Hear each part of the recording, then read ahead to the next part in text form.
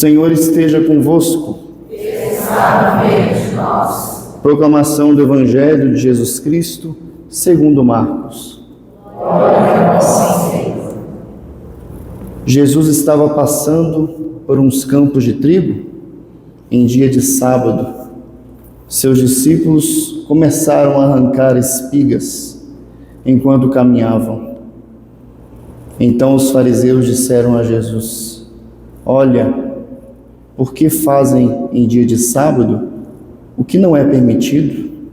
Jesus lhes disse: Por acaso nunca lestes o que Davi e seus companheiros fizeram quando passaram necessidade e tiveram fome? Como ele entrou na casa de Deus, no tempo em que Abiatar era o sumo sacerdote, comeu os pães oferecidos a Deus e o deu também aos seus companheiros? No entanto, só aos sacerdotes era permitido comer esses pães. E acrescentou: O sábado foi feito para o homem, e não o homem para o sábado. Portanto, o Filho do Homem é Senhor também do sábado. Palavra da salvação. Glória a vós, Senhor.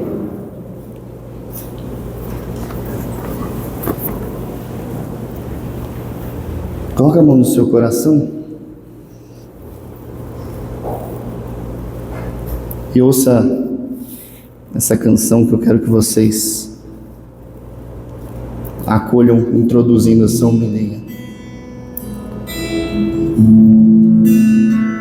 Quando a minha alma reconhece quem tu és, quando a minha alma reconhece quem tu és, o mundo perde um interesse em mim. O mundo perde um interesse em mim. Quando a minha alma reconhece quem tu és, quando os meus olhos podem ver a tua face, o mundo perde um interesse em mim. O mundo perde um interesse em mim. Bem-aventurados os puros de coração, porque verão a Deus. Somente cultivando a pureza do coração, nós poderemos reconhecer o Deus que é Deus do sábado, que é Deus e esposo da nossa alma.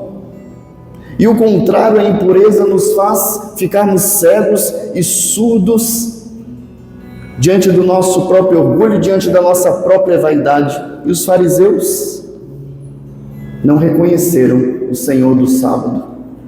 Por isso adoravam as suas leis, adoravam os seus, mas não reconheciam o Senhor. Quando uma alma é consumida pelo fogo do Espírito Santo, ela não pode ser ferida pelas chamas infernais do príncipe deste mundo, porque ela está unida numa união esponsal tamanha que ela perde interesse nas coisas do mundo e o mundo perde o interesse nela. O mundo não pode ferir uma alma que está enamorada e apaixonada, porque se o Pai é o Criador, o Filho é o Redentor, o Espírito é aquele que desse amor entre o Pai e o Filho procede deles e inflama a alma dos apaixonados. Bem-aventurados puros de coração. E Santo Inês, já com seus 13 anos, viu a Deus. Inês, do grego, Agnes, que quer dizer pureza, traduzida para o latim cordeiro. Até hoje existe a tradição no dia de Santa Inês, lá em Roma, de abençoar os cordeiros, que simbolizam a sua castidade. Essa menina que consagrou a Deus a virtude dos anjos, enquanto nos nossos tempos fazem escárnio e brincadeira com a virgindade, com a pureza. Prefeito de Roma, Semprônio, queria casar Inês com o seu filho Procópio. E quando Procópio foi pedir a mão de Inês em casamento, ela disse para ele: eu já tenho um amado. E ela disse assim para ele, me permitam ler as palavras de Santa Inês: o meu amado é mais nobre do que todos os nobres de Roma.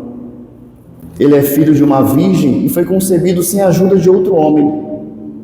Ele tem anjos como servidores e sua beleza é admirada pelo sol e pela lua. Seu tesouro é inesgotável, suas riquezas nunca diminuem e nunca são corroídas pela traça ou pela inflação. Com seu toque fortalece os enfermos e sua palavra ressuscita até os mortos. Quando eu amo, disse Inês, aumenta minha castidade. Quando eu me aproximo dele, sou mais pura, e quando eu abraço, sou mais virgem do que nunca. Procópio saiu de lá desolado. E aí o pai dele, que era o prefeito, e eu quero abrir um parênteses para dizer que Santa Inês é mais uma vítima de Diocleciano. Ontem nós celebramos São Sebastião, e hoje Santa Inês, que também é daquele tempo ali. Tinha um decreto em que os cristãos deveriam ser perseguidos e mortos. E aí Semprônio deu a Inês a escolha: negar Jesus Cristo e adorar os deuses, ou encarar o destino do martírio. E aí ela, quando foi colocada diante dos deuses, ergueu os braços e foi fazer o sinal da cruz. Quando ela foi fazer o sinal da cruz, eles arrastaram ela para o prostíbulo, onde ela seria violada na sua pureza. E lá no prostíbulo, ela disse para eles: Cristo é o meu defensor e abrigo. Podem derramar o meu sangue, se quiserem. Jesus Cristo vela pela pureza de sua esposa e não permitirá que ninguém roube a sua pureza. Porém, não conseguirão profanar o meu corpo, que é consagrado a Jesus Cristo. Aqueles que, no momento que despiram a santa, os cabelos dela milagrosamente cresceram e cobriram o seu corpo. Ela foi levada para uma sala onde de fato ela seria violada, e lá apareceu um anjo que irradiou uma luz tão forte que as pessoas saíram correndo. Ele deu uma túnica para ela. Procópio, que estava fora desse quarto, ficou irritado e entrou para cometer o ato de estupro. Ele, que estava em pecado mortal, quando tocou nela, aconteceu o que acontece com a gente espiritualmente quando a gente comunga em pecado mortal: ele morreu.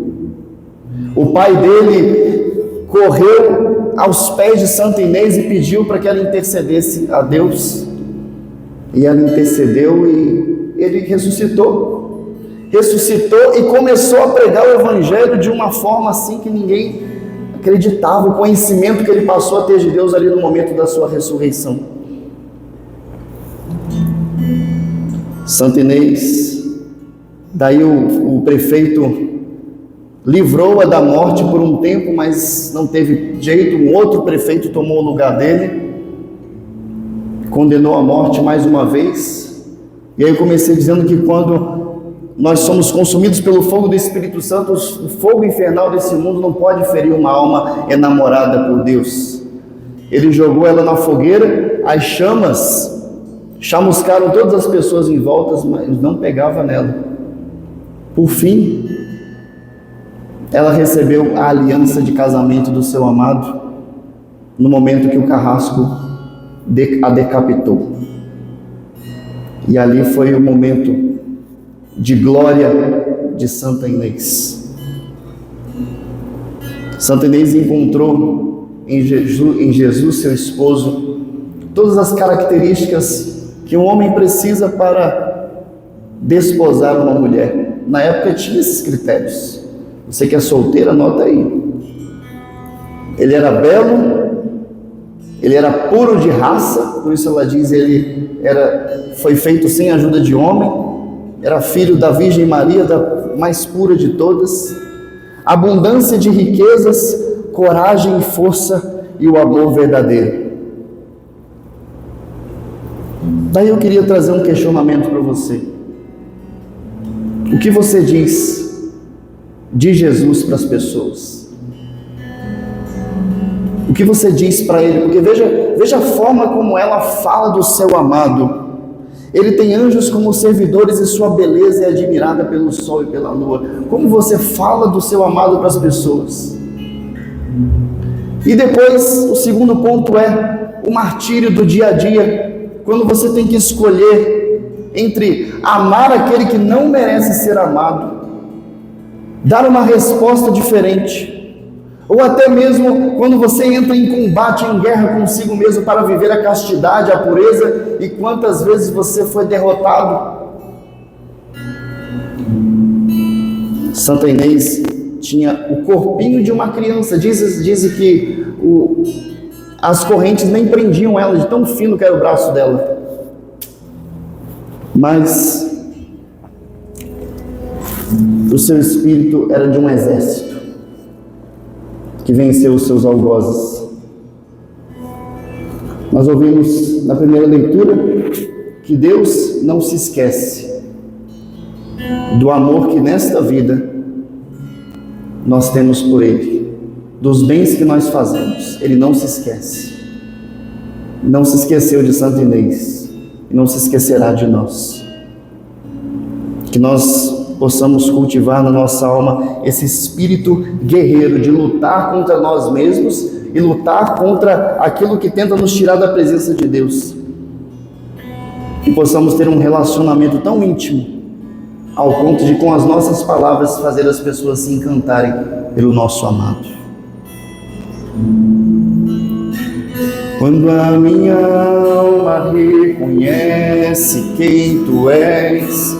Canta isso, quando a minha alma reconhece quem o mundo pede um interesse em mim. O mundo